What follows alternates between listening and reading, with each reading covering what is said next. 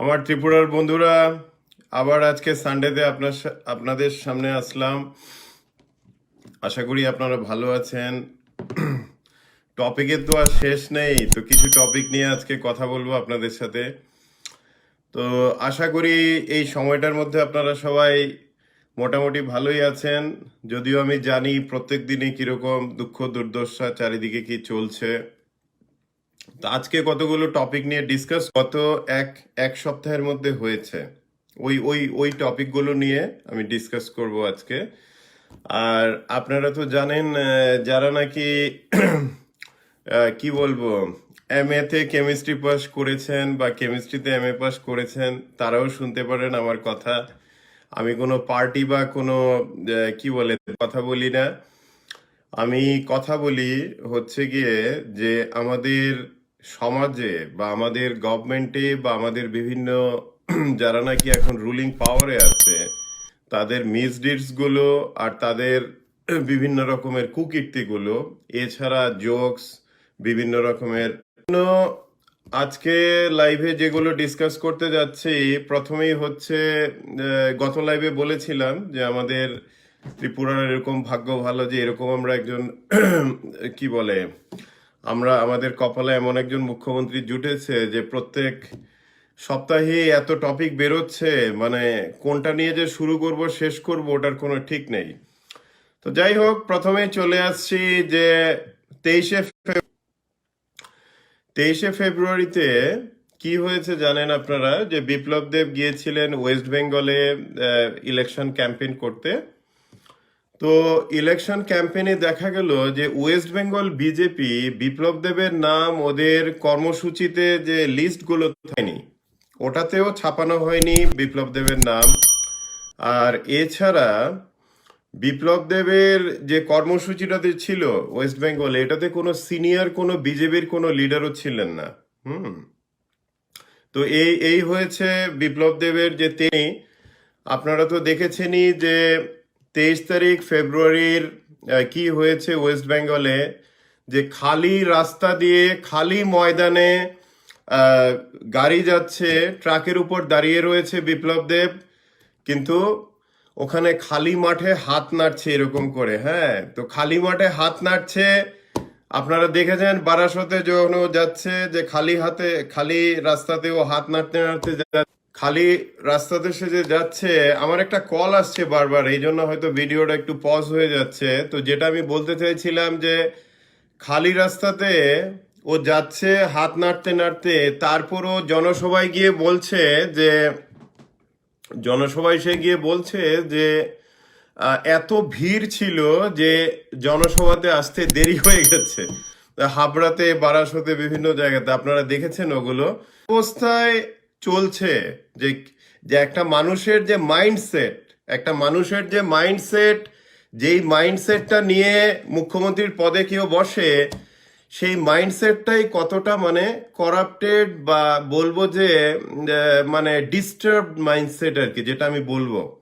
কারণ দেখুন, আপনারা সবাই ভিডিওতে দেখেছেন যে বিপ্লব দেব 23 তারিখ ফেব্রুয়ারির ওয়েস্ট বেঙ্গলের বাইরে, কলকাতার বাইরে যে জনসভাগুলোতে গিয়েছেন, ওখানে দেখছেন যে খালি গাড়ির উপরে হাত নাড়ছেন খালি রাস্তার দিকে। তারপর জনসভায় গিয়ে উনি বলছেন যে এত ভিড় ছিল রাস্তার মধ্যে যে আসতে অনেক দেরি হয়ে গেল, এবং এই ভিড় দেখে আমি মানে আপ্লুত হয়ে গেছি যে মানুষ আমাকে কিভাবে ভালোবাসে।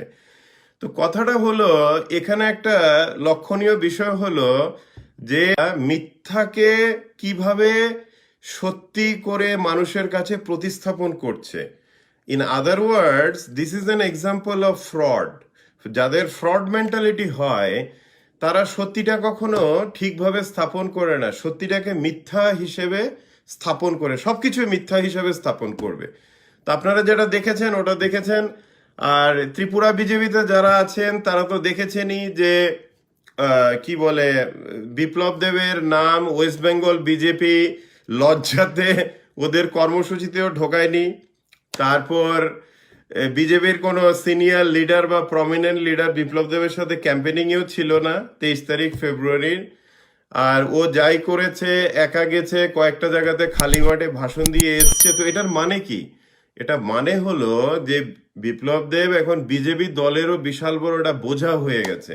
এই কারণে বেঙ্গল ইলেকশনের ক্যাম্পেনিং এ ও হয়তো জোর জবরদস্তি করে গেছে, কিন্তু গিয়ে সেরে ওখানে বেঙ্গল বিজেপি ওদের ম্যানিফেস্টো বা ওদের যে পরিবর্তন কর্মসূচি, ওখানে বিপ্লব দেবকে নাম রাখা হয়নি। হুম, নামই নেই। আপনারা যারা বিজেপিতে আছেন বা অন্য পার্টিতে জানেন এই সত্যটা কতটুকু, এবং এটা 100% ট্রুথ যে বিজেপির ওয়েস্ট বেঙ্গল লিডারশিপ বিপ্লব দেবের নামটা বাদ দিয়ে দিয়েছে। কারণ বিপ্লব দেব এমন একজন পার্সোনালিটি বা এরকম হাসির খোরাক ইন্ডিয়ান মিডিয়া বা ফরেন মিডিয়াতে, যে ওর নাম যদি কর্মসূচিতে দেওয়া হয় বেঙ্গলের ইলেকশনের কর্মসূচিতে, মানুষ হাসবে ওখানে। হুম, ওদের ভোট কমবে এবং ওদের দলের ক্ষতি হবে। তো এই জন্য বিপ্লব দেবের 23 ফেব্রুয়ারির আহ, বেঙ্গল সফর দেখবেন আপনারা যে বিজেপির কর্মসূচিতে ওর নাম নেই, বিজেপির কোনো লিডারও নেই ওর সাথে। ও খালি মাঠে একটা গাড়ি 60-70 কিলোমিটার বেগে চালিয়ে গেছে হাত নাড়তে নাড়তে, তারপর কিছু ফুল টুলও উড়িয়েছে। তারপর সে সভাতে গিয়ে বলেছে যে এত ভিড় ছিল যে আসতে দেরি হয়ে গেল, মানুষ আমাকে এত ভালোবাসে। হ্যাঁ, তো এই হচ্ছে ত্রিপুরা রাজ্যের মুখ্যমন্ত্রী, এবং এটা বললাম এই জন্য। তো এটা বলার অর্থ হলো এতক্ষণ ধরে যে একটা মানুষ মিথ্যাটাকে কি করে সত্য বলে চালিয়ে যাওয়ার প্রচেষ্টাটা করে, এটাই আপনাদের বললাম। আর যারা বিজেপি পার্টিতে আছেন, বিপ্লব দেব যতদিন মুখ্যমন্ত্রী থাকবে খুশি হওয়ার কোনো কারণ নেই। কারণ দেখেছেন ওয়েস্ট বেঙ্গল বিজেপি কি করে বিপ্লব দেবকে বর্জন করেছে, অ্যাভয়েড করেছে, একদম মানে কাট অফ করে দিয়েছে ক্যাম্পেইন ইয়ে থেকে, নামটা ইউজ করা অব্দি কাট অফ করে দিয়েছে। আপনারাও যারা বিজেপিতে আছেন, ত্রিপুরাতে যদি ওই পথে চলেন, আপনাদের নিজেদের পলিটিক্যাল ক্যারিয়ার বা মানুষের কাছে মুখ দেখানোর লায়ক থাকবেন 2023-এর ইলেকশনের আগে। এছাড়া কিন্তু বিপ্লব দেবকে বিজেপি যতদিন মুখ্যমন্ত্রীর পদে রাখবে, প্রত্যেক দিনই বিজেপি দলের ইমেজ থেকে শুরু করে চারিদিকে কিন্তু ধ্বংস হচ্ছে। এটা একটা বাস্তব সত্য কথা। আর তারপরে বন্ধুরা আসছি, আজকে আপনারা যারা ত্রিপুরায় আছেন টেলিভিশন চ্যানেলে দেখেছেন, আজকে লাইভ দেখেছেন যে আজকে আস্তাবল ময়দানে বিপ্লব দেবের জনসভায় কোনো লোকই ছিল না, বলতে গেলে কয়েকশো লোক মাত্র ছিল এত বড় একটা মাঠের মধ্যে। হ্যাঁ, তো এগুলো হচ্ছে ওর যে জনপ্রিয়তা যে দিনকে দিন যে এমন তলানিতে এসে ঠেকেছে যে মানুষ আর ওকে দেখতেই চায় না, কারণ জানে ওর মুখ দিয়ে যাই বেরোচ্ছে প্রত্যেকটাই মিথ্যা কথা, প্রত্যেকটাই মিথ্যা কথা বেরোচ্ছে। তারপর হচ্ছে বিপ্লব দেব ওয়েস্ট বেঙ্গলে গিয়ে বলেছে যে আহ, হ্যাঁ, মমতা ব্যানার্জিকে ওয়েস্ট বেঙ্গলের সিএম কে বলেছে যে আপনি 10 মিনিটের জন্য আমার সাথে ডিবেট করুন। 10 মিনিট আপনি দাঁড়াতে পারবেন না, কারণ ত্রিপুরায় যে ডেভেলপমেন্ট, ত্রিপুরার এই ডেভেলপমেন্ট এত লম্বা স্টোরি ত্রিপুরার ডেভেলপমেন্টের, যে 10 মিনিটের ভিতরে আপনি বেসিক্যালি পালিয়ে যাবেন। কে বলছে? এক গন্ডমূর্খ বলছে ওয়েস্ট বেঙ্গলের একজন মুখ্যমন্ত্রীকে, যিনি নাকি ইংলিশ, হিন্দি, বাংলা বিভিন্ন ভাষায় ফ্লুয়েন্ট, এছাড়া উনি একজন ডক্টরেট পিএইচডি ডিগ্রি হোল্ডার।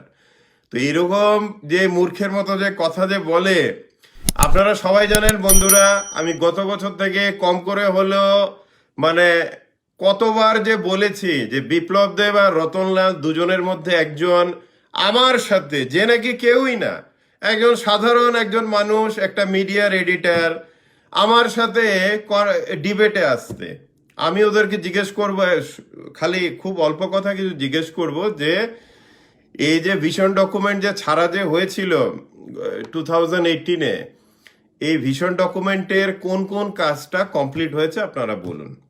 তো বিপ্লব দেব জানেন, রতনলাল, এরা আমার সাথে ডিবেটে আসতে ভয় পায়। এখন অব্দি এই চ্যালেঞ্জ অ্যাকসেপ্ট করার ওদের সেই কি বলবো দম নেই। এছাড়া আমি বলেছি টেলিভিশনে আমি ডিবেট করতে রাজি আছি। আমরা এখন জানেন জুম বা বিভিন্ন ইয়ের কারণে থাকতে হয় না, টেলিভিশনেও ডিবেট করা যায়। কিন্তু আমি এখনো বলছি বিপ্লব দেব আর রতনলালের উদ্দেশ্যে যে আপনারা ডিবেটে আসুন। দেখুন, ফলস কেস লাগিয়ে মানুষের উপর অ্যাটাক করে এগুলো তো কোনো পুরুষত্বের লক্ষণ না। So come for a debate, let's have a debate. ডিবেটে আপনারাও বলবেন আপনাদের বক্তব্য, আমিও বলবো আমাদের বক্তব্য। তখন দেখা যাবে আপনারা 10 মিনিট থাকতে পারেন কিনা। মমতা ব্যানার্জি তো অনেক দূরের কথা। তো কথাটা হচ্ছে, যেই লোকের কোনো মানে পারফরমেন্স নেই, অ্যাক্টিভিটি ডেভেলপমেন্ট কিছুই নেই, সেই লোক ওয়েস্ট বেঙ্গলে গিয়ে মমতা ব্যানার্জিকে চ্যালেঞ্জ করছে যে 10 মিনিট আসতে ত্রিপুরা ডেভেলপমেন্ট নিয়ে এমন বলবে যে 10 মিনিট আপনি দাঁড়াতে পারো। তো ব্যাপারটা হচ্ছে এই যে মিথ্যার পর মিথ্যা, মিথ্যার পর মিথ্যা এই যে চলছে, এতে কিন্তু ত্রিপুরার ভাবমূর্তিটা দিনকে দিন কিন্তু আরো কালিমা লিপ্ত হয়ে যাচ্ছে। বেসিক্যালি আপনারা জানেন যে ইন্ডিয়ার এক্সটার্নাল অ্যাফেয়ার্স মিনিস্ট্রি এবং এক্সটার্নাল অ্যাফেয়ার্স মিনিস্টার জয়শঙ্কর নিজে ফোন করে শ্রীলঙ্কা এবং নেপাল গভর্নমেন্টের কাছে ভারতবর্ষ থেকে ক্ষমা চাওয়া হয়েছে বিপ্লব দেবের কমেন্টের জন্য। এই যে বিপ্লব দেব যে কমেন্ট যে করে যে ছিল যে বিজেপি গভর্নমেন্ট ফর্ম করবে ভবিষ্যতে শ্রীলঙ্কা এবং নেপালে, তো এটা নিয়ে কিন্তু একটা বিশাল বড় ইন্টারন্যাশনাল ড্যামেজ হয়ে গেছে ইন্ডিয়ার ইমেজের। তো এই কারণে কিন্তু ইন্ডিয়ার অফিসিয়ালি কিন্তু ক্ষমা চাইতে হয়েছে এই দুটো দেশের কাছে। এবং এই জন্য আপনাদের বলে দেই, নরেন্দ্র মোদী থেকে অমিত শাহ বা যেই থাকুক না কেন, সবাই বিপ্লব দেবকে একটা বোঝা হিসেবেই দেখে। তো যেহেতু সে বোঝা হিসেবে দেখে, তাই এই বোঝার বিদায় একটা দিন হবেই হবে। তো এটা বিজেপির প্রবলেম, এটা আমাদের আপনাদের প্রবলেম না। ওরা কতদিন একজন মূর্খকে রাখবে মুখ্যমন্ত্রীর পদে, এবং কতদিন পার্টির ড্যামেজ দেখবে, কতদিন লোক হাসবে দেখবে, ওটা বিজেপির প্রবলেম, এটা আমার আপনাদের প্রবলেম না। এরা করতে থাকুক, যা করার করুক। কিন্তু ওয়েস্ট বেঙ্গল, আপনাদের আরেকটা মজার কথা বলে দেই, বিপ্লব দেবকে দিল্লি ইলেকশনে যখন পাঠানো হয়েছিল ক্যাম্পেনিং এ, দিল্লিতে গোহারা হেরেছিল বিজেপি, আপনারা জানেন সবাই। ওই জন্য বেঙ্গল বিজেপি কি করেছে, বিপ্লব দেব ক্যাম্পেইন করবে শুনে ওকে এমন জায়গা দিয়েছে যেখানে বেঙ্গলের কোনো বিজেপির কোনো বড় নেতা ওখানে যাবে না। ওর কর্মসূচিতেও বিজেপির পার্টির কর্মসূচিতে বিপ্লব দেবের নামও ছিল না ওয়েস্ট বেঙ্গলে 23 তারিখ 24 তারিখের কর্মসূচি ফেব্রুয়ারি। তো এটাতে বুঝতে পারেন যে বেঙ্গল বিজেপি ওকে কিভাবে দেখো। তো যাই হোক, আপনারা জানেন আমি কি কি মানে বললাম, যে একজন মূর্খ বা এরকম বোকা বা যে নাকি এরকম আড়পটকা মন্তব্য করে নিজের পার্টিরই ড্যামেজ করছে, তো ও নিজের পার্টির কাছেও একটা বার্ডেন, বিশাল বড় বার্ডেন। তো এই বার্ডেন এখন কতদিন মাথায় রেখে বিজেপি সামনে হাসি মুখে ঘুরে বেড়াবে, ওটা বিজেপির প্রবলেম, এটা আমার আপনার প্রবলেম না।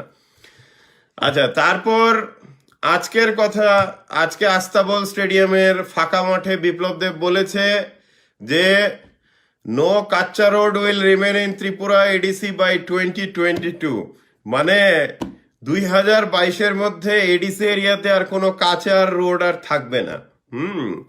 তো আমার কথা হচ্ছে যে বন্ধু, তুমি 3 বছর কি করেছো?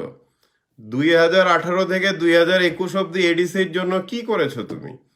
এডিসি তো বাদ দিলাম, আগরতলা রাস্তা থেকে ত্রিপুরার এমন একটা রাস্তার নাম কি বিপ্লব দেব বা রতনলাল দিতে পারবে যেটা নাকি উনারা বানিয়েছেন বা মেরামত করেছেন? জাস্ট ওয়ান রোড নেম কেমন দিতে পারবেন না।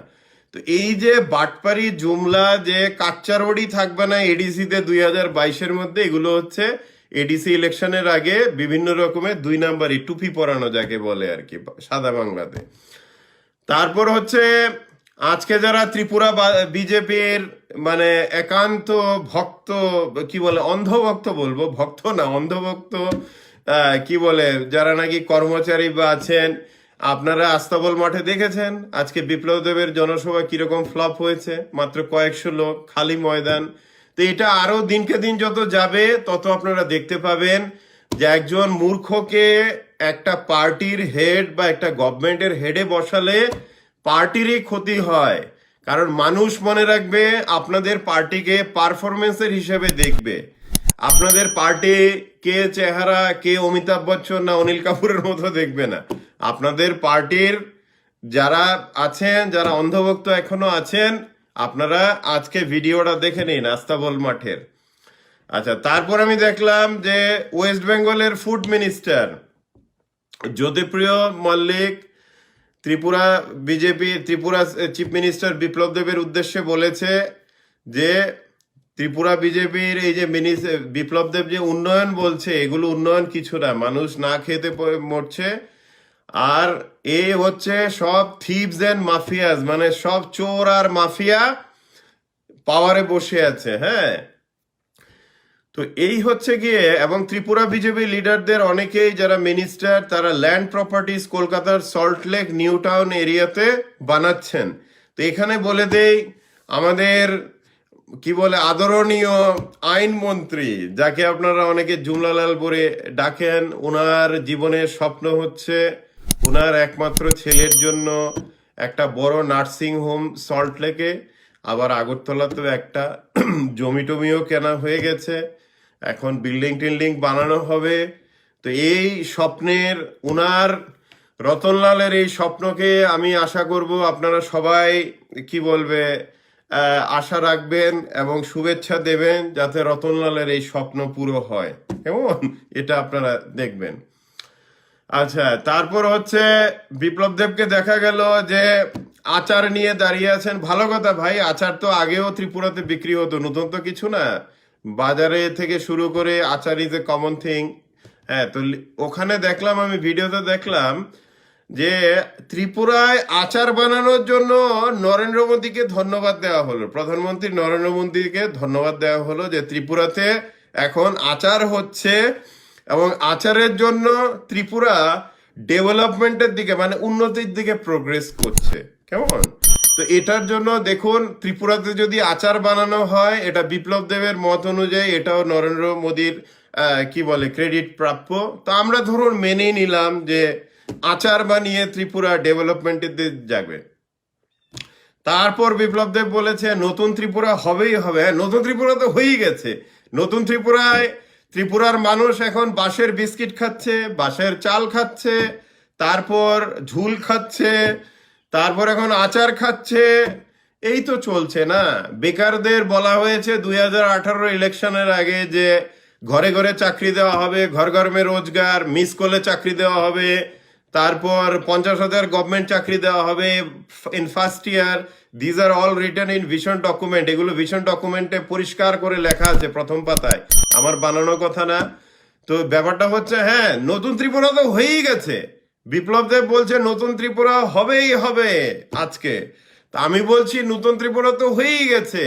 ত্রিপুরার মানুষ ঘরে ঘরে বাঁশ খাচ্ছে, বাঁশের বিস্কিট খাচ্ছে, বাঁশের চাল খাচ্ছে, এছাড়া ঝুল তো খেয়েছেই, এখন আচারও খাবে। তো এই হচ্ছে নতুন ত্রিপুরা বিপ্লব দেবের কাছে, তাই না? হ্যাঁ, আর উনি তো বলেই দিয়েছেন যে 7.5 লক্ষের মধ্যে তো অলরেডি 6 লক্ষের উপরে তো মানে কর্মসংস্থান হয়েই গেছে। আরেকটা মজার কথা হলো, গত বছরও বলেছিল যে ত্রিপুরাতে নাকি এখন লোকেরা চাকরি করতে চায় না, এরা হচ্ছে সব এখন এন্টারপ্রেনার, এরা এখন সব চাকরি দিতে চায়। সবাই চাকরি দিতে চায় ত্রিপুরাতে। তো ত্রিপুরাতে এখন দেখে নিন বিপ্লব দেবের কথা অনুযায়ী গত বছরের যে 5.5 লক্ষ চাকরিদাতা, মানে 5.5 লাখ এন্টারপ্রিনার ত্রিপুরাতে নাকি তৈরি হয়েছে বিপ্লব দেব মুখ্যমন্ত্রী হওয়ার পরে। তো এখন বলুন, 5.5 লক্ষ যদি কি বলবো যে শিল্পপতি বা যদি এন্টারপ্রিনার চাকরি দেওয়ার জন্য লোক যদি ত্রিপুরাতে থাকতো, তাহলে কি ত্রিপুরাতে 7-8 লক্ষ বেকার থাকতো? তো এই হচ্ছে কথা, এর সবগুলি মিথ্যে কথা। আবার আচ্ছা, এবার রতনলাল নাথের ইয়েতে আসলাম যে স্বামী বিবেকানন্দের বই পকেটে নিয়ে ঘুরছে। আমাদের রতনলাল তো জানেন, উনি খালি বিষয় অনেক কিছু দিকে গুণী না শুধু, উনি হচ্ছেন একদম মাল্টিফেসেড পার্সোনালিটি। উনি একদিকে আইনমন্ত্রী, আরেকদিকে শিক্ষামন্ত্রী, আরেকদিকে মোহনপুর, সিদাই মোহনপুরে প্রায় 12,80,000 উনি গাজার চাষও করাচ্ছেন লোকজন দিয়ে। তারপর বিভিন্ন দিকে আছেন রতনলাল। রতনলাল হচ্ছে ত্রিপুরার একটা বিশাল ব্যক্তিত্ব। এটা ত্রিপুরার কপাল ভালো বা ভাগ্য বলতে পারেন যে এরকম ব্যক্তিত্ব আপনারা মন্ত্রী পদে দেখতে পাচ্ছেন আপনাদের এই জীবনে। তো যতদিন থাকে মন্ত্রী দেখে নিন। কিন্তু এখন রতনলাল স্বামী বিবেকানন্দের একটা পকেট বুক নিয়ে ঘোরে এবং স্বামী বিবেকানন্দকে কোট করে। তো এখন কথা হচ্ছে, জুমলাগিরি ছেড়ে স্বামী বিবেকানন্দের বাণীগুলি যদি রতনলাল কোনোদিন পড়ে বা না বুঝলে রামকৃষ্ণ মিশনে কারোর হেল্প নিয়ে যদি এক্সপ্লেনেশন নিয়ে যদি জানতে চাইতো যে এই বাণীগুলোতে কি, এটার মানে কি, তাহলে কিন্তু আমাদের রতনলাল এই এই অবস্থায় থাকতো না। মানে ওনার এখন এমন অবস্থা হয়ে গেছে, যা যা করছে এখন গভর্নমেন্ট যখন পাল্টাবে তখন মানে বিশালগড়ে যাওয়া মানে নিশ্চিত বিশালগড় জেলে, মানে এত গুণ উনি তৈরি করেছেন। তারপর আসছি বন্ধুরা, যে আপনারা আরেকটা মজার জিনিস দেখতে পারবেন, যে যত বড় বাটপার সে তত মানে স্বামী বিবেকানন্দ, নেতাজি সুভাষ থেকে সর্দার বল্লভভাই পটেল সবার কোট করছে, সবাইকে কোট করছে। বল্লভভাই পটেল এই বলেছেন, এই বলেছেন, ভারত মাতা কি জয়। তারপর হচ্ছে এরা দেখবেন সমস্ত গেরুয়া কাপড় পরবে, তার গেরুয়া খানি লাগাবে। তো আমার কথা হলো, ভাই রতনলাল, আপনি জীবনের 95% টাইম কংগ্রেসই ছিলেন, কংগ্রেস করেছেন। এখন কয়েক বছর ধরে বিজেপির গেরুয়া বস্ত্র পরে স্বামী বিবেকানন্দ থেকে সবকিছু আওড়াচ্ছেন। আপনি কি ভাবেন যে ত্রিপুরার মানুষ এতটাই বোকা? ত্রিপুরার মানুষ এতটাই বোকা যে আপনার এসব ঢং বং ছং এগুলো বিশ্বাস করবে? তো এটাই কথা। দেখুন বন্ধুরা, পলিটিক্সে অনেক রকমের প্রতিশ্রুতি দেয়, প্রত্যেকটা দলই দেয়, কিন্তু কিছু না কিছু পার্সেন্টেজ ওরা অ্যাচিভ করার চেষ্টা করে। 50% হোক, 60 হোক, 30% হোক, কিছুটা করে। কিন্তু এরকম আমি পলিটিক্সে দেখিনি পলিটিশিয়ান যারা নাকি প্রচুর প্রতিশ্রুতি দেবে, ওটার 1%ও করবে না, করার চেষ্টা করবে না। যেমন ধরুন 10,323 কেসটা রতনলাল বিপ্লব দেব ওপেনলি বলেছে যে ওদেরকে চাকরির ব্যবস্থা করে দেওয়া হবে ইলেকশন জিতলে। আপনারা ভিডিও দেখেছেন, বিজেপির ভিশন ডকুমেন্টে লেখা আছে। তারপর ওরা যখন মুখ্যমন্ত্রীর সাথে October 3 লাস্ট ইয়ার যখন দেখা করলো, তখন বলা হলো যে 2 মাসের মধ্যে ওদের প্রবলেম সলভ করা হবে। তো 2 মাস ওরা অপেক্ষা করে ওরা আন্দোলনে নামলো। 2 মাস ওরা ঠান্ডাতে বৃষ্টিতে সিটি সেন্টারের সামনে ওরা ছিল একটা টেন্টের মধ্যে। কিন্তু দেখা গেল যে রতনলাল বা মুখ্যমন্ত্রী এদেরকে দেখা করা বা প্রতিশ্রুতি রাখার কিছু করা তো দূরের কথা, যে মানবিকতাটাও দেখালেন না কিছু। তারপরে পুলিশ দিয়ে, গুন্ডা বাহিনী দিয়ে লেলিয়ে, এমনকি ওদের যে দান বক্সে যে টাকাগুলো ছিল, চাল ডাল কিছু ছিল, এগুলো অব্দি চুরি করে নিয়ে গেল। তো এই যদি গণতন্ত্রের পরিস্থিতি হয় ত্রিপুরা রাজ্যে, তাহলে তো এটা তো মানে দেখা যাচ্ছে যে এদের ভার্সান গণতন্ত্রটা হচ্ছে ডিফারেন্ট। যে একবার ক্ষমতা পেলে গুন্ডা লেলিয়ে, মারপিট করে, পুলিশ লেলিয়ে আমরা চারিদিকে আমরা ক্ষমতায় থাকবো, তারপর ইলেকশন আসলে তো ইভিএম হ্যাকিং হবে, 2 নাম্বারই হবে, বাড়িঘর পোড়ানো হবে, তাতে তো মানে পুরো ইয়েই হবে, মানে আমাদের এইভাবে আমরা জিতবো আমরা ইলেকশন। কিন্তু এইভাবে গণতন্ত্র চলে না। কিন্তু গণতন্ত্রটা হচ্ছে একটা মানুষের রাগ ক্ষোভ একটা প্রেসার কুকারের মতো জমতে থাকে। যখন সেফটি ভালভ থাকে না, সেফটি ভালভ হচ্ছে গণতন্ত্রে আন্দোলন করতে দিতে হয়, বিরোধীদের কথা শুনতে হয়, কথা শুনে নিজেকে কারেকশন করতে হয়। যেই সব শাসক এটা করে না, তারা মানে প্রেসার কুকারে সেফটি ভালভটাকেই ড্যামেজ করে দিয়েছে। তখন পুরো জনগণ, প্রেসার কুকার যেমন ব্লাস্ট হয় ঠিক ওইভাবে ব্লাস্ট হয়। তো এই জন্য বন্ধুরা এটাই বলছিলাম। এবার ওর আরেকটা কথা হচ্ছে, ত্রিপুরাতে এখন হীরা না, এখন হীরা প্লাস, হ্যাঁ হীরা প্লাস চলছে। এখন বাঁশের বিস্কুট, বাঁশের চালের আর ঝুলের হীরা প্লাস চলছে। ত্রিপুরাবাসী খুব খুশি এখন। তো এবার আরেকটা আমি কথা বলতে চাই, যেটা নাকি খুব গুরুত্বপূর্ণ কথা।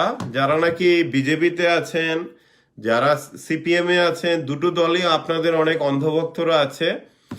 এই আপনারা যারা অন্ধভক্ত আছেন, তারা আমার এই কথাটা শুনুন, খুব গুরুত্বপূর্ণ, মন সহকারে শুনুন।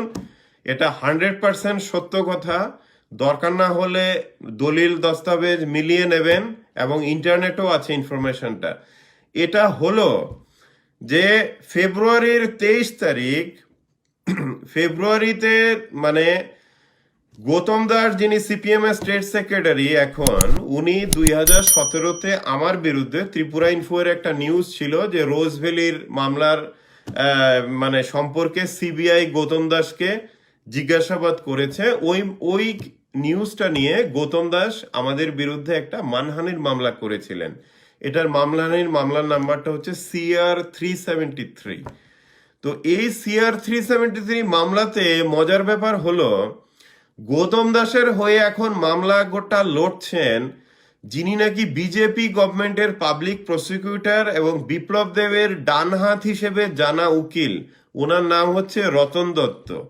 এই হচ্ছে রতন দত্ত, যে নাকি আপনারা যারা সিপিএম আছেন, বাদল চৌধুরীর বিরুদ্ধে কেস থেকে শুরু করে ইলিগেলি ঢোকানো বাদল চৌধুরীকে জেলে টর্চার করা থেকে সবকিছুতেই কিন্তু রতন দত্ত হচ্ছে বিজেপি গভর্নমেন্ট বা বিপ্লব দেবের কিন্তু রাইট হ্যান্ড।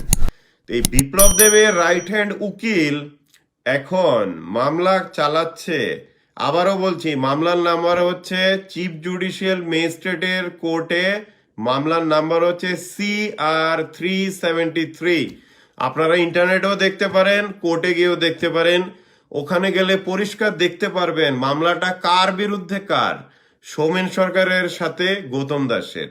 এবং ওই মামলাতে আপনারা দেখতে পাবেন পরিষ্কার লেখা আছে কোর্টের অর্ডারে যে পিপি রতন দত্ত বিপ্লব দেবের ডান হাত, উনি রতন দত্ত এপিআর করেছেন গৌতম দাসের হয়ে। ওটা কোর্টের অর্ডারে লেখা আছে। কারণ আমি দেখলাম প্রতিবাদী কলম এবং বেশ কিছু পত্র পত্রিকা যখন বেরোলো যে সিপিএম স্টেট সেক্রেটারির কেস করছে, চালাচ্ছে বিজেপি গভর্নমেন্টের পাবলিক প্রসিকিউটর, যে আবার বিপ্লব দেবের ডান হাত। তারপর দেখলাম কদিন পরে আবার গৌতম দাস উনি উনার নিজের মিডিয়াতে লিখলেন যে এই খবরটা একদম মিথ্যা, এরকম কিছু না।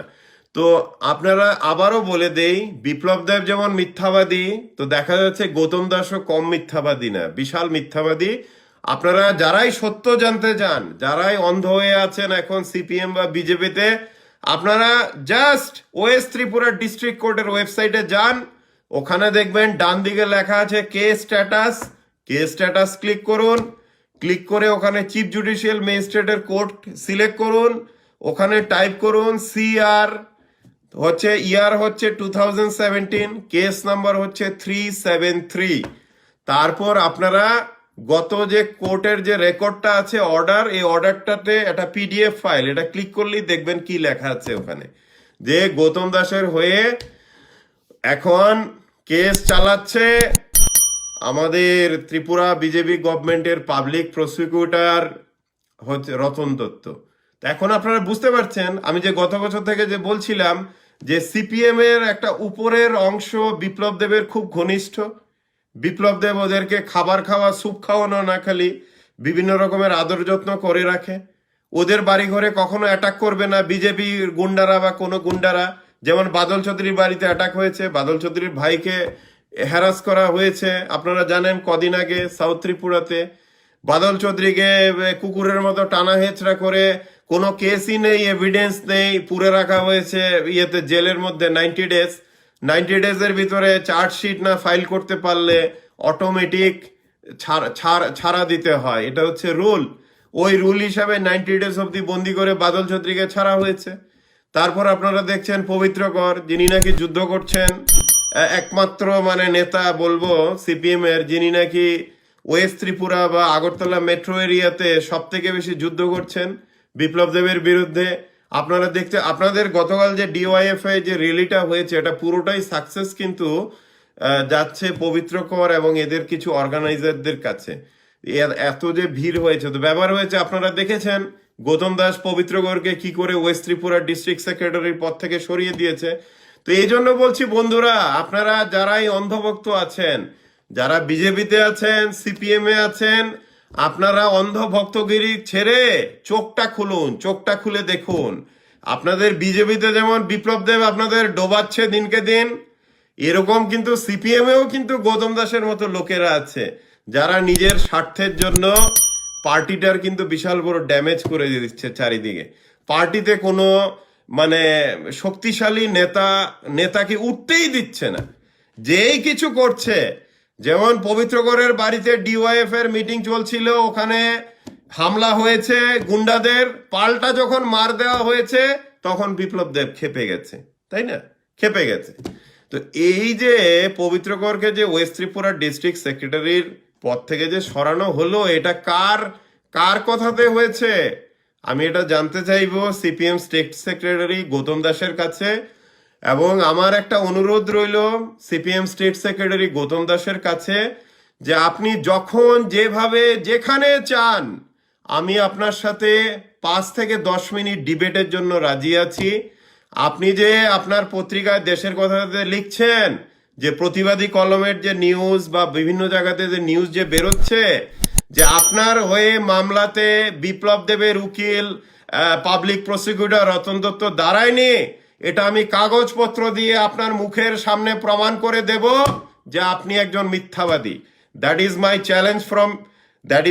চ্যালেঞ্জ কেমন? আমার চ্যালেঞ্জটা আমি আশা করব CPM state secretary Gautam Das accept করবেন, কারণ আমি জনগণের সামনে প্রমাণ দিয়ে দেখাবো যে বিজেপির বিপ্লব দেব বা কিছু লোকেদের সাথে গৌতম দাসদের সখ্যতাটা, এটা কোর্টের রেকর্ডে আছে, দলিলে আছে। এটা আমার মুখের কথা না, বানানো কথা না, প্রতিবাদ কলম কোনো পত্রিকা কোনো বানিয়ে লেখেনি, যেটা কোর্টের রেকর্ড, ওই রেকর্ডটা দেখা হয়েছে। তো বন্ধুরা, যারা আপনারা কমরেড আছেন, বিভিন্ন জায়গায় মার খাচ্ছেন, আপনাদের বাড়িঘর পোড়ানো হচ্ছে, ভাঙা হচ্ছে, আপনারা যেই সিপিএম পার্টির জন্য নিজের জান দিয়ে লড়ছেন, ওই পার্টির স্টেট সেক্রেটারি কিন্তু বিজেপি বা বিপ্লব দেবের সাথে হনিমুনে আছে। এটা আপনারা যারাই বিশ্বাস না করবেন আমার কথা, আপনারা কোর্টে গিয়ে ওয়েস্ট ত্রিপুরা ডিস্ট্রিক্ট কোর্টে যান, ওখানে চিফ জুডিশিয়াল ম্যাজিস্ট্রেটের কোর্টে CR 373 মামলাতে দেখেন যে গৌতম দাসের হয়ে ওখানে কোর্টে কে এপিআর করছে। দেখবেন public prosecutor Ratan Dutta APR করছে, যে নাকি বিপ্লব দেবের ডান হাত না, শুধু সিপিএম এর লিডারদের বিরুদ্ধে যতগুলো মামলা হয়েছে, বাদল চৌধুরী থেকে শুরু করে পবিত্রগড় থেকে শুরু করে জিতেন যতজন আছে, সবার মামলাতে দেখবেন করেছে এই মামলাটা এই পিপি রতন দত্ত। তো এই রতন দত্ত হচ্ছে বিপ্লব দেবের ডান হাত। তো আপনারা বুঝতে পারছেন, একটা বিজেপি পার্টির মানে একটা চিফ মিনিস্টার বিপ্লব দেবের ডান হাত যে উকিল, সে হচ্ছে সিপিএম স্টেট সেক্রেটারি গৌতম দাসের আবার উকিল। কেমন? আমার কথা যারাই বিশ্বাস না করেন, আমি সমস্ত কেস নাম্বার রেকর্ড সবকিছু দিলাম, আপনারা যারা অন্ধ আছেন গিয়ে এগুলো দেখতে পারেন, এগুলো ইন্টারনেটেও দেখতে পারেন। দেখলে পরেই সত্যতাটা জেনে যাবেন কে সত্য কথা বলছে। প্রতিবাদী কলমের নিউজ 100% সত্য ছিল, আমাদের নিউজও 100% সত্য ছিল। যারা এই সত্যকে বিশ্বাস করতে চান না, আপনারা চিফ জুডিশিয়াল ম্যাজিস্ট্রেটের কোর্ট রেকর্ডে অর্ডার কপি দেখে নিন, দেখে বলে বুঝে যাবেন যে গৌতম দাসের হয়ে কে দাঁড়িয়েছিল মামলা করতে। ঠিক আছে? তা আমি বলবো বন্ধুরা, আপনারা বিজেপিতে থাকুন, সিপিএম এ থাকুন, কিন্তু অন্ধ হয়ে থাকবেন না। আপনারা নিজেদের চোখটা খুলুন, দেখুন আপনারা যারা গ্রাউন্ড লেভেলে যুদ্ধ করছেন একজন আরেকজনের সাথে, আপনাদের নেতারা অপোজিট পার্টির কিভাবে হনিমুনে আছে নিজেদের স্বার্থের জন্য। কেমন? তো আমি এটাই বলবো যে বিপ্লব দেবের বিরুদ্ধে যেই কথা বলবে, যেই আঙ্গুল তুলবে, এটা পবিত্রগড় হোক, বাদল চৌধুরী হোক, ওদের বাড়ি ঘরে অ্যাটাক হবে, ওদেরকে অ্যাটাক করা হবে, ওদেরকে ঢোকানো হবে জেলে। কিন্তু যারা চুপ করে বসে আছে সিপিএম এর মধ্যে, যারা নাকি হনিমুনে আছে বিপ্লব দেবের সাথে, আপনারা মিলিয়ে নেবেন আমার কথা, গত 3 বছরে এদেরকে কিন্তু কোনো আঁচড়ও পড়েনি। খুব সুন্দর সম্পর্ক চলছে, হনিমুন চলছে, চলতে থাকুক। কিন্তু আমি ত্রিপুরা রাজ্যের প্রত্যেকটা পলিটিক্যাল ফিগারের কাছে বলতে চাই যে আমরা গত 7 বছর ধরে আমরা যে মিডিয়াতে আছি ত্রিপুরায়, আমরা প্রত্যেকটা নিউজ ট্রুথের বেসিসে ছাপা হয়, বেসড অন ট্রুথ। কারণ ত্রিপুরা ইনফো হচ্ছে ত্রিপুরার একমাত্র নন প্রফিট মিডিয়া। এটা একটা মিডিয়ার থেকেও বড় হচ্ছে, এটা একটা মিশন হচ্ছে আমাদের স্টেট, আমাদের সমাজের ট্রুথগুলোকে প্রতিস্থাপনা করা, যে কি সত্যি কথা হচ্ছে, কি সত্যি হচ্ছে। আমরা কোনো পার্টি, কোনো আইডিওলজি কারোরতে ইনফ্লুয়েন্সও নেই। কোনো পার্টি ত্রিপুরা রাজ্যে বলতে পারবে না যে ত্রিপুরা ইনফোয়ে বা ত্রিপুরা ইনফোয়ের এডিটর সৌমেন সরকার কোনো পার্টি বা কোনো গভর্নমেন্ট থেকে 1 পয়সা নিয়েছে। আমি চ্যালেঞ্জ করছি ত্রিপুরার সমস্ত পার্টিগুলিকে, কেউ, আমরা সবার নিউজ ছাপি, ভালো নিউজ ছাপা হয়, যেখানে ক্রিটিসাইজ করা হয়, কিন্তু কেউ বলতে পারবে না। আমি, জানেন, আপনারা জানেন না হয়তো, 2019 ইলেকশনের সময় election commission of India, state election commission থেকে আমাদের কাছে ইমেল এসেছিল যে আপনারা ইলেকশনের বিভিন্ন রকমের অ্যাডভার্টাইজ গুলো আপনারা ছাপান, আপনাদের এই পেমেন্ট দেওয়া হবে। আমি আমি রিপ্লাই দিয়েছি, আমরা ছাপাবো আপনাদের অ্যাডভার্টাইজ সব, কিন্তু আমরা কোনো টাকা নেব না, কারণ এগুলো জনস্বার্থে ছাপানো হয়েছে। তো কথাটা হচ্ছে গিয়ে যে আমরা সততার পথেই হাঁটবো, এবং মা ত্রিপুরেশ্বরীর আশীর্বাদে গত 7 বছরে আমাদের কেউ বন্ধ করতে পারেনি। সেই আগের আমল থেকে এই আমলে কেস থেকে শুরু করে কত কিছু করা হয়েছে, কিন্তু আমাদের মুখ কিন্তু কেউ বন্ধ করতে পারেনি। আমরা ইন্ডিপেন্ডেন্টলি কাজ করব এবং এইভাবেই চলতে থাকবে আমাদের। আমাদের সিপিএম আমলে বলা হতো বিজেপি বা কংগ্রেসের দালাল, এবার বিজেপি আমলে বলা হচ্ছে সিপিএম বা কংগ্রেসের দালাল। এইভাবেই আমাদের কিন্তু পলিটিক্যাল যারা অন্ধভক্ত আছে ওরা দেখে, কিন্তু আমরা কিন্তু ইন্ডিপেন্ডেন্ট মিডিয়া, আমরা নন প্রফিট মিডিয়া ত্রিপুরার। আমরা কারো থেকে 5 পয়সা এখন অব্দি আমরা নেইনি। কেউ বলতে পারবে না, কোনো পলিটিক্যাল পার্টি, কোনো লিডার কেউ বলতে পারবে না যে ত্রিপুরা ইনফোকে 1 টাকা বা 1 পয়সা নিয়েছে, নট ইভেন 1 পয়সা। আমরা এতটাই ট্রুথফুল, আমরা এতটাই অনেস্ট। আমাদের অনেস্টির উপরে এখন অব্দি আগের গভর্নমেন্ট থেকে এই গভর্নমেন্ট অনেক আঁচড় কাটতে চেষ্টা করেছে, কিন্তু সাকসেসফুল হয়নি। We always will walk on the path of honesty and that is our biggest strength. এই জন্য আমাদের বিরুদ্ধে মামলা করা হোক, যাই করা হোক, এগুলো কোনো কালেই টিকবে না, এসব মিথ্যা এগুলো। হ্যাঁ, তারপর হচ্ছে গিয়ে অনেক অন্ধভক্তরা আছে যারা নাকি বিভিন্ন পার্টিতে বা এখন বিজেপিতে, যে আপনি আমেরিকা কেন আছেন, আপনি তো ত্রিপুরায় থাকবেন। তো বন্ধুরা, আমি গত 20 বছর ধরে আমেরিকাতে প্রতিষ্ঠিত। আপনারা যারা আমার ব্যাকগ্রাউন্ড জানেন না, আমি একজন engineer, electronics network communications engineer. আমি অনেক আগে ইন্ডিয়াতে খুব বেশি দিন কাজ করিনি, মাত্র মানে খুবই অল্প সময় কাজ করেছি ইন্ডিয়াতে। তারপরে আমি ইউএসএতে গত 20 ইয়ার্স ধরে আমি নিউ ইয়র্কে সেটেল আছি। আর মিডিয়াটা খোলা হয়েছে মাত্র 7 বছর আগে। তো আপনারা বুঝতে পারছেন যে আমি ইউএসএতে গত 20 বছর ধরে আছি, আর মিডিয়াটা খোলা হয়েছে মাত্র 7 বছর ধরে। আর আপনাদের ঝুলবাবু বা আপনাদের জনপ্রিয় মূর্খমন্ত্রী আছে মাত্র 3 বছর ধরে। তাই কারোর ভয়ে আমার আমেরিকা পালিয়ে যাওয়া এসব গল্প ওঠে না, এটা বুঝতে পারছেন। যারা নাকি খুবই বোকা, যারা নাকি অন্ধভক্ত, তাদের জন্যই কথাটা বললাম। বাকিরা সবাই আমার ব্যাকগ্রাউন্ড জানেন মোটামুটি। তো আমি মিডিয়াটা খুলেছি কারণ আমি বিভিন্ন রকমের এনজিও, বিভিন্ন কিছুতে ত্রিপুরার বিভিন্ন সমাজসেবার কাজে যুক্ত অনেক আগে থেকে। আজকে থেকে 20-25 বছর ধরে আগে থেকে আমি যুক্ত আছি অনেক কিছুতে। হ্যাঁ, তো এই যুক্ত থাকতে থাকতে আমি দেখলাম যে ত্রিপুরার মিডিয়াতে বিশাল রকমের পলিউশন এন্ড করাপশন। তো এই জন্য আমরা একটা ইন্ডিপেন্ডেন্ট একটা প্ল্যাটফর্ম খুললাম ত্রিপুরায়, যেখানে নাকি মানুষ কোনো দলের পয়সা না খেয়ে ইন্ডিপেন্ডেন্টলি নিজের কথাটা রাখতে পারবে। আচ্ছা, 10,300 দেশের ভাই বোনেরা, আপনাদের উদ্দেশ্যে আমার মেসেজ হলো যে আপনারা আন্দোলনটা কিন্তু প্রায় জয়ের কাছাকাছি চলে এসছেন বা এসেছিলেন। তা আন্দোলনটাকে আবার জোরদার করে সংগঠিত করুন। জোরদার করে সংগঠিত করলেই আপনারা কিন্তু জয়ী হবেন। আন্দোলনটা ছাড়বেন না। আমি বলবো আপনারা বাড়ি ঘরে এইভাবে 85-90 জন আপনারা মারা গেছেন, আরো আপনারা অসুস্থ হয়ে পড়ছেন। জীবন যখন আমাদের একটাই, তাই সামনাসামনি এসে যুদ্ধ করাটাই ভালো। হ্যাঁ, ময়দানে এসে যুদ্ধ করে জীবন চলে যাওয়াটাও অনেক আনন্দের, কিন্তু ঘরে বসে ভয়ে থেকে মৃত্যুটা, এই মৃত্যুতে কোনো আনন্দ নেই। তো এই জন্য আমি বন্ধুরা বলবো, আমার কাছে প্রচুর টপিক, আমি এই কথা বললে 5 ঘন্টাতেও শেষ হবে না কথাবার্তা আর কি। তো আমি বলবো আপনারা ত্রিপুরাতে এখন দেখছেন চারিদিকে ড্রাগস, চারিদিকে প্রত্যেকদিন রেপ হচ্ছে, মার্ডার হচ্ছে, প্রত্যেকদিন হচ্ছে রেপ, মার্ডার, ড্রাগস, অ্যালকোহল, প্রত্যেক দিকে হচ্ছে। পুলিশ প্রশাসন আর কতটুকু সামলাবে? ত্রিপুরা রাজ্যে টোটাল পুলিশ আর টিএসআর মিলিয়ে অনলি 28,000 হচ্ছে টোটাল নাম্বার, আর ত্রিপুরার জনসংখ্যা হচ্ছে 37 লক্ষ বা তারও উপরে। তো এবার কথা হচ্ছে, পুলিশ তো চাইলেও পারবে না এত ক্রাইম, এত কিছু সামলাতে, ইটস নট পসিবল। তো আমি বলবো ত্রিপুরা রাজ্যে দিনকে দিন দেখবেন গাঁজার সাম্রাজ্য, ড্রাগের সাম্রাজ্য সব বাড়বে, এগুলো সব চলতে থাকবে।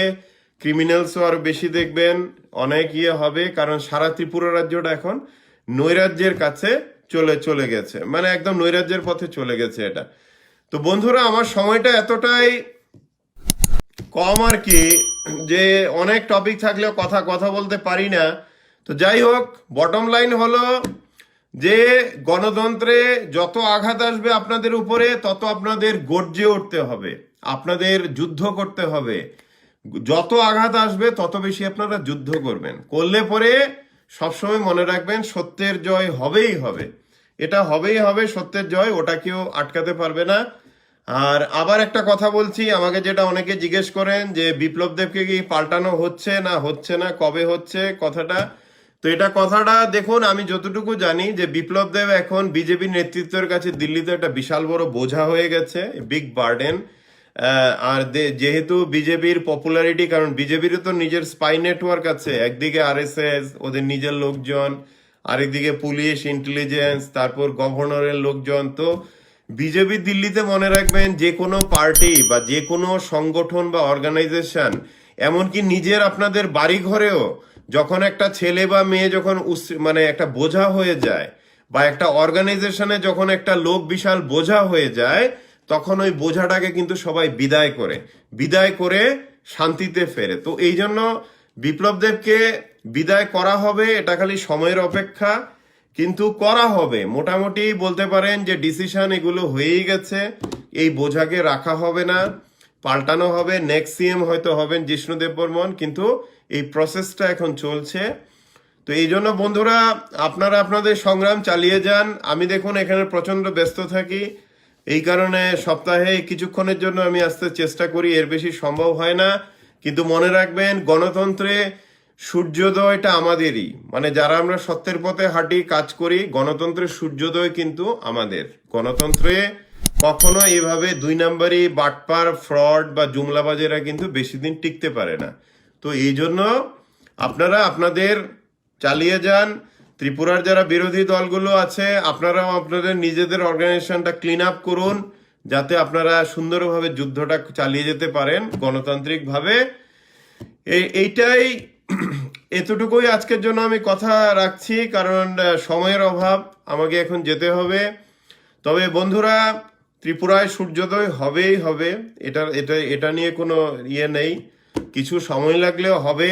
আপনাদের যুদ্ধ আপনারা চালিয়ে যান। আর যারা বিরোধী দলে আছেন, কংগ্রেস, সিপিএম, আমি ওয়েস্ট বেঙ্গলে দেখলাম যে সিপিএম এবং কংগ্রেস একসাথে কাজ করছে বিভিন্ন ইয়েতে। তো কথা হচ্ছে, গণতন্ত্রটাকে বাঁচিয়ে রাখা অনেক বড় দায়িত্ব। গণতন্ত্রটাকে নষ্ট হতে, মানে চোখের সামনে দেখা যে এটা নষ্ট হয়ে যাচ্ছে। তো এই জন্য যেমন মহারাষ্ট্র মডেলে বা বিভিন্ন জায়গাতে যে বিভিন্ন বিরোধী দল, ওদের আইডিওলজিগুলো অপোজিট, কিন্তু ওরা গণতন্ত্রকে বাঁচানোর জন্য একসাথে হয়েছে। তো ত্রিপুরাতেও এটা হবে আগে পরে। আপনারা বন্ধুরা যারা জানেন যে ত্রিপুরা হাইকোর্টের নির্বাচন এবং ত্রিপুরা লোয়ার কোর্টের নির্বাচনে কিন্তু বিজেপি প্রার্থীদের ভিতরে এগেনস্টে কিন্তু কংগ্রেস এবং সিপিএম মিলে একসাথে লড়েছিল। তো এরকম ভাবেই পলিটিক্যাল অ্যালাইনমেন্ট চলতে থাকবে। আর ত্রিপুরার বিরোধী দলনেতাকে আমি রিকোয়েস্ট করব, আমাদের এক্স সিএম মানিক সরকারকে, যে প্রত্যেক দিন আপনাদের পার্টির যে এইভাবে বাড়িঘর কি বলে পোড়ানো হচ্ছে, মার্ডার করা হচ্ছে আপনাদের পার্টির, কারণ প্রত্যেক দিন এরকম কম করে হলো 15-20টা আমার কাছে রিকোয়েস্ট আছে, স্যার কিছু করুন, বলুন এটা নিয়ে। তা আমি বিরোধী দলনেতা মানিক সরকারকে রিকোয়েস্ট করব, আপনি আপনাদের পার্টির তরফ থেকে যাদের উপরে অ্যাটাক হচ্ছে ওদেরকে সাহায্য করুন, এবং আপনি পার্সোনালি নিজেকে আগরতলা মেট্রো এর মধ্যে না রেখে আপনি গ্রামে গঞ্জে এই যে অ্যাটাক হচ্ছে আপনাদের লোকজন, এরাও তো মানুষ, মানবিকতার দিক থেকে ওদেরকে স্ট্রেংথ দিন, আপনি ওদেরকে সাহায্য করুন গিয়ে। তো বন্ধুরা, আজকে অনেক কথা হলো, আবার আগামী সপ্তাহে আপনাদের সাথে কথা হবে। টিল দেন টেক কেয়ার, আর ঝুলবাবুর কমেডি এনজয় করতে থাকুন। তারপর আগামী সানডেতে আবার আপনার সাথে কথা হবে। টেক কেয়ার, জয় হিন্দ।